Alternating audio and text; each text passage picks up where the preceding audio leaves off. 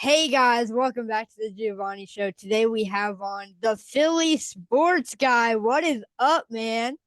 How are you, Gio? Thank you for having me. I really do appreciate it. Hey man, like I said off air, I wish this could have been under better circumstances, but I'm super excited to be talking to you because even though it was a tragic loss, I'm excited to be talking to you because I would not rather end this season with anybody else. Well, I wish that when you had me come on, I was talking about how I'm getting ready to go up to Detroit. But obviously, this team just didn't have it in them. I'd love to say that, there's any one thing that was the problem. I think that there were so many problems with this team that occurred that, just it was unrecoverable, even as much as we thought that at any moment that they could flip the switch. Yeah, I mean, going into the half, having that big Devontae Smith bomb downfield, you think to yourself, we're back in this game. And then it just, nothing started to produce after that. So it was pretty sad. I could not even imagine being there like yourself. It must have been pretty hard, but we appreciate seeing your content at all the games, no matter win or loss. Because, like you said in your video, I know for me too, I'm never going to turn on this team, win or loss. We're all brothers. That is absolutely correct. And that's, ultimately you can kind of find some solace in that win or lose, I don't care. It's always go birds to me. And I don't have another skin in the game for the rest of the season. So I'll watch football and I'll watch, I'll root for other base. So they're the fan base now that I'm kind of rooting for to try to win. But other than that, it's go birds all the time, all the time. And we got an interesting next 2 weeks ahead of us, I think. 100%. And, I woke up this morning. I thought I was going to be sad, but it really was just that go birds feeling. I was like, you know what? I'm ready to get into this off season to put in the work to see what these guys are going to do. I know Mr. Roseman's going to put us in a ton of opportunities to win some more games. So I'm super excited for this off season.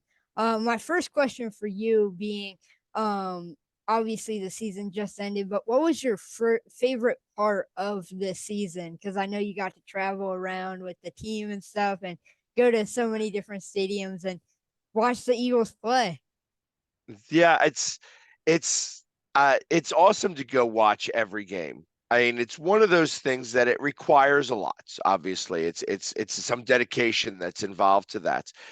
And but going to like during the beginning of the season, like going down to Tampa Bay the first time when we took over that stadium was amazing.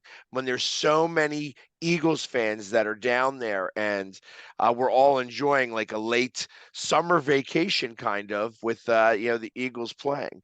And then during the whole baseball situation, like the Phillies and Eagles kind of going, it was that whole time is like electric until, of course, when the Phillies lose. Because then when the Phillies lose, then the Eagles kind of lost, and then the Phillies lost, and then you know we were able to kind of pick it back up because there was still a lot of juice in the tank for all the fans. But obviously this season didn't end the way we'd like it to. It was like Buffalo was the last game that the Kelly Greens. That we were 2-0 in Kelly Green, which is a great thing to think of as well. So Yeah. I got my Jason Kelsey Kelly Green on right now. Love yeah, that guy. uh, it's uh, it's a shame that that was the last game that we may see him. I know that he announced it. I'm still not 100% convinced, but I mean, I'm 90%. I watched him walk off the field yesterday. I specifically, he was one of the people that I really wanted to wait and see. I don't want to call out to him. I don't want to have like, try to get his attention. I just wanted to watch exactly how he was dealing with things. And you could tell that he had made the decision that this was his last active player game. Yeah, but like you said, you never know, especially with Jason Kelsey. That guy, it always seems like every year he's gonna retire, and then he's like, no. As we get closer to the season, he's like, no, I'm all in this. So, and it seems like he's just gotten better and better every year. I mean, he was just so great this past year and last year. I think he still has some fuel in the tank, but obviously I'm not him. So hopefully we get to see at least a few more games from Jason Kelsey, because I did not want to see last night be his last game as an Eagle. Yeah, and I agree with that. I kind of feel that he's his biggest critic. Amongst everything else, watching him on the podcast and just kind of realizing who he is as a human being, I think that he is very competitive and very self-critical. And he would probably say that he had a down season. I he never got called for offsides before. He never got called for some of the things that he was doing this year. And I think that he looks at that as like, maybe I don't have it anymore. And we all see that he does. Obviously, he's still, I feel, one of the best centers right now active, if not anybody else. The only other person I can think of as a center is from the Chiefs. So when you think of, center of a football team, there's Jason Kelsey, and then there's everybody else, is kind of how I look at that. And, I know that he wants to become a father. He's ready to take care of his girls, but they're not in sports yet. So I think that that's kind of the thing. If one of his daughters starts playing a sport, then that I think will be where he can start to engage, where it not be on a football field. But if they're not playing a sport, there is the chance I think he does come back one more season. 100%. And I know just how hard him and really the whole offensive line were on themselves last night. It really hurt to see Lane Johnson in such pain, too. Obviously, his career coming to an end pretty soon. Not this year. I think he still has a few more years in the tank, too. But man, it's sad to see how we're letting these guys down. It's hard to determine, like, is it a coaching? Is it the players? Is it the fact that we got old, very quickly? When you take a beating like we took from the 49ers, and the one play that really shows like kind of exactly they were just drained as a team in general, was that one play where DeAndre Swift got blown up. He was running like 80% speed, and the defender from San Francisco was like fresh still in the fourth quarter, and that collision was so strong against the Eagles, and that kind of defined that game in general. And I feel like that they felt their age a little bit. They felt a little beat up and worn down. And you don't like that feeling. Nobody likes to feel worn down and such, and still trying to go out there and do your best, but just not have it in the tank, not be able to do that. I feel like the team as a whole had that happen to them. And I don't think that it's something that is you know, systemic. I think that they could run it back and have a better season next year.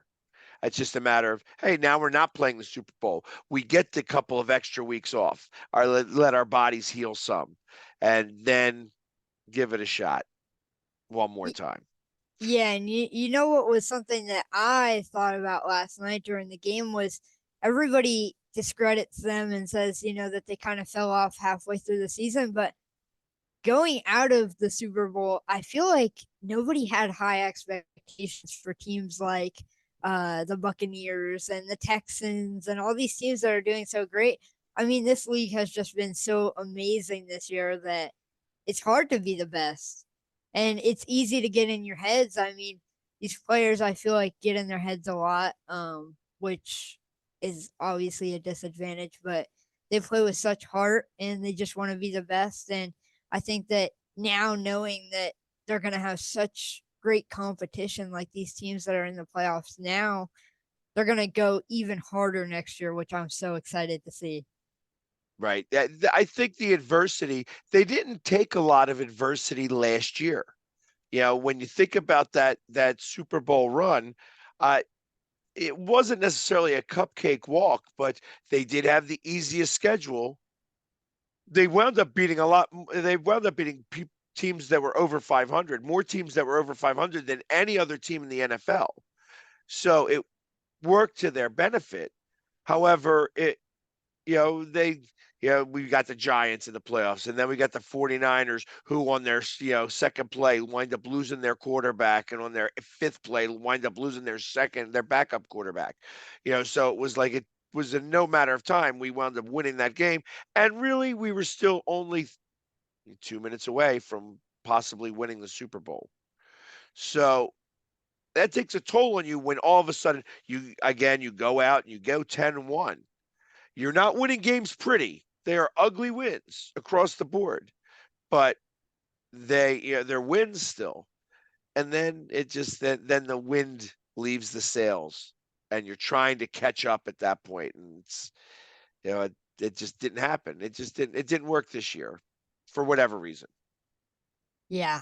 I think that this, like I said, though, is just going to be such motivation for these guys. They have everything that they need to win. A lot of people always are criticizing Coach Sirianni, but he's just been so great to this organization. I don't think he's the problem. I just think that, like I said, these guys got in their heads. I mean, going out of that 49ers game and having all the talk from the 49ers players and everything like that, it gets in these guys' heads. And there was a span where they played like 3 games in the span of 13 days.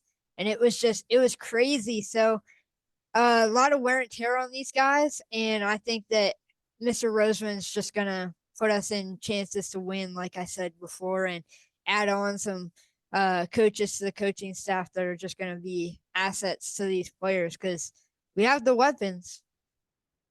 You know what? And I think that this playoffs was a learning moment for Howie. I think that he realizes now that you can't just get rid of your whole linebacker core and think that it's going to be okay. I mean, they lost everybody to larger contracts, and it was much bigger. I mean, obviously, even that middle kind of hurt us. You could say it was our safety that kind of hurt us last year in the Super Bowl. But this year, we didn't have the linebackers that we had last year, and that was the biggest, uh, I feel like blunder that Howie could have made. Like oh well, we can get by without that. And unfortunately, it does take 22 men, 11 on offense, 11 on defense to win those games, and a full roster of 53. You need everybody to be able to do what they need to do. So, and it's going to be interesting because this roster is going to change a little bit. Yes, sir. I mean, when I was on the combine a few years ago with Rich Eisen, I said, for the love of God, Howie, draft us some linebackers, and hopefully that kind of snaps for him this draft. Because let's be honest, we need some younger guys on the defense. I mean, guys like Shaq Leonard aren't going to always be there for us to sign in the middle of the season. Right. And you could tell there was a reason why that he was available for us to sign in the middle of the season. I feel that is not where Howie's strength is when it comes to linebackers. He's afraid to draft them because there's too many that don't make it through the draft. That's why I feel like he goes through free agency for there. It's just draft picks are so difficult to manage, and I'm a 100% firm believer that you get in the first round, you get a very specialized person or an offensive or defensive lineman, and that's it. So you're getting like a wide receiver, cornerback if they grade very, very high. But most of the time, you're getting an offensive or defensive lineman because that's where you need your strength. That's what wins all these games. And interestingly enough, in the last 7 weeks, it was the problem that we had as an Eagles team. You could say that it was, oh, well, Jalen Hurts threw interceptions, and, that we just couldn't get any continuity on offense. The offensive line was not 100% doing their job the way that we're used to seeing it.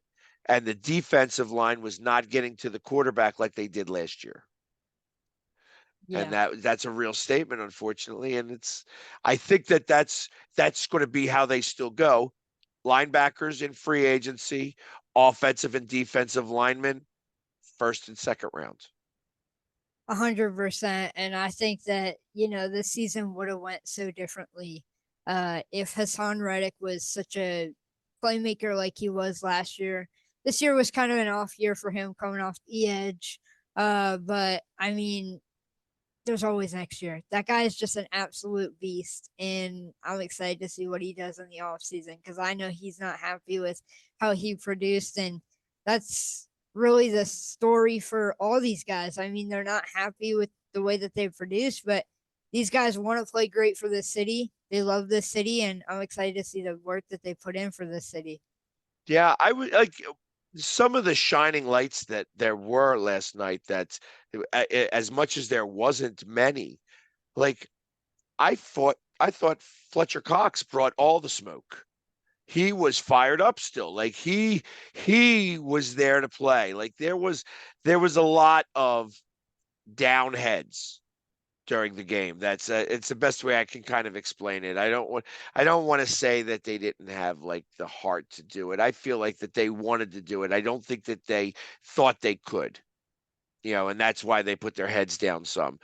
But he was fired up. And Brandon Graham's always kind of fired up. He loves playing the game, and that's something that can take you longer when maybe you don't have the physicality to be able to do it anymore. As he gets older, these it's tough going up against young kids all the time. So, but it just I wouldn't mind seeing them both come back because I know that they're both vocal leaders on that defense.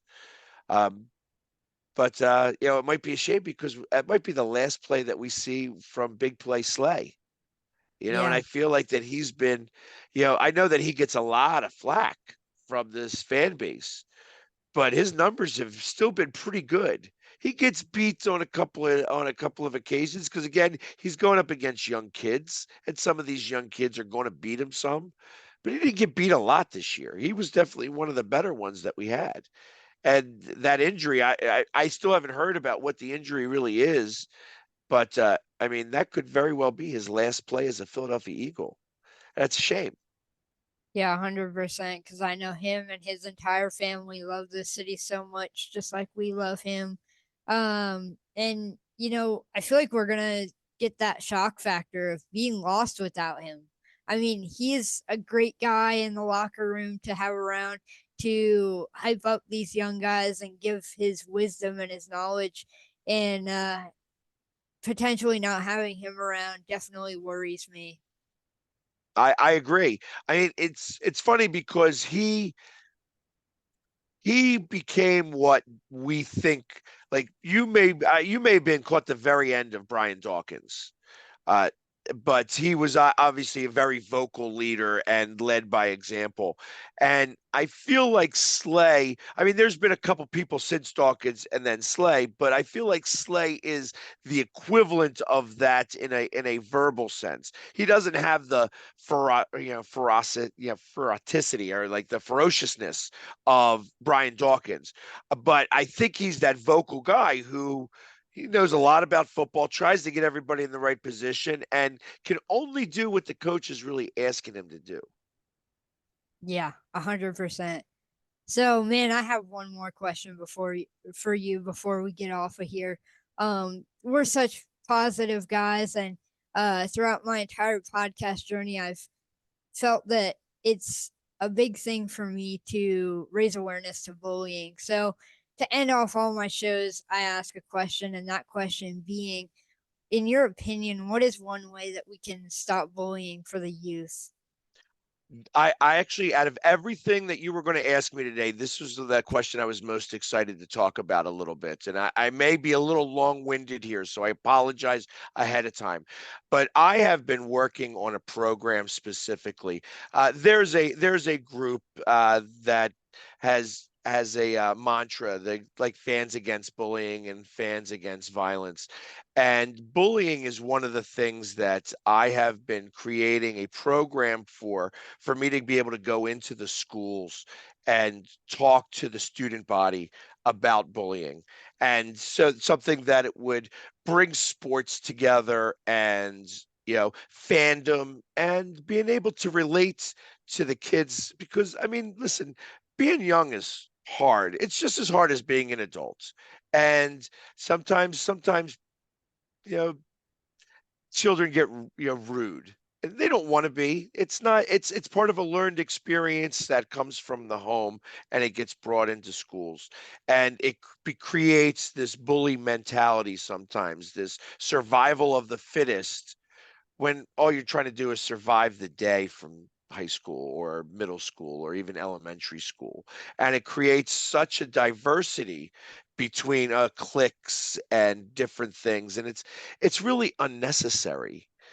So the program is, meant to kind of help just bring awareness to, like, the bullies that are doing the bullying don't want to necessarily do the bullying either, that they have their things going on in their lives, and that creates some of the problems that occur with that.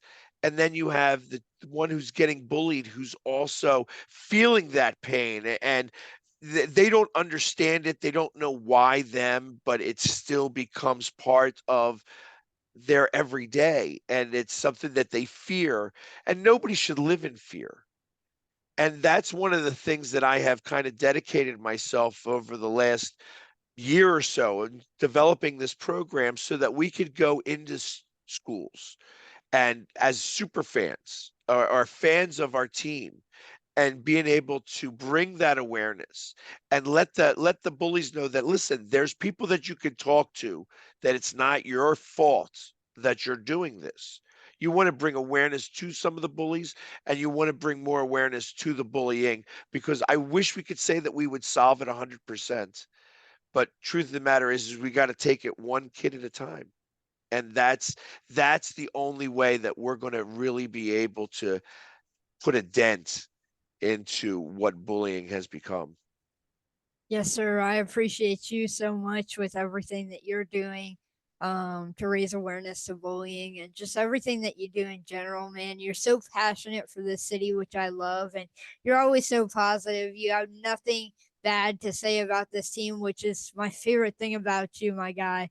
And just thank you so much for not only giving me your time today, but just giving me something to look forward to after this loss. Well, I appreciate you having me on here. I've looked forward to this. I've been watching your shows and such, and I was like, I wonder if he's ever going to ask me to come on, because I don't want to. I know we've met a few times, and I've been so proud of what you've been able to accomplish. I mean, you have been fighting the fight on all fronts, and the fact that you've been able to grow in such a way, and we've been able to watch you grow up as not just as an Eagle fan, but as a human being. And it's been so awesome to be able to witness that. And I'm so, like, I'm sure you probably hear this all the time from your parents and everybody. I'm so very proud of you and everything that you have been able to do. It's heartwarming, and it makes me uh, want to be better as a person as well. Thank you very much for your kind words, man. Hopefully we'll see each other at a game this year. I'm looking forward to it. I, I think we're going to wind up playing Indianapolis, but it's going to be here. You're in Indianapolis now, correct? Yeah, So, yeah, I think we're going to play them here because they're going to be our 17th game. maybe I'll have to try to make it out. Absolutely. Well, I look forward to seeing you. And listen, you're not going to be that far from the draft. Maybe it's be worth it for you to take a ride up there and at the end of April. 100%, man. Hopefully we can see each other there too. Absolutely. Well, I look forward to hopefully seeing you there. Thank you very much, man.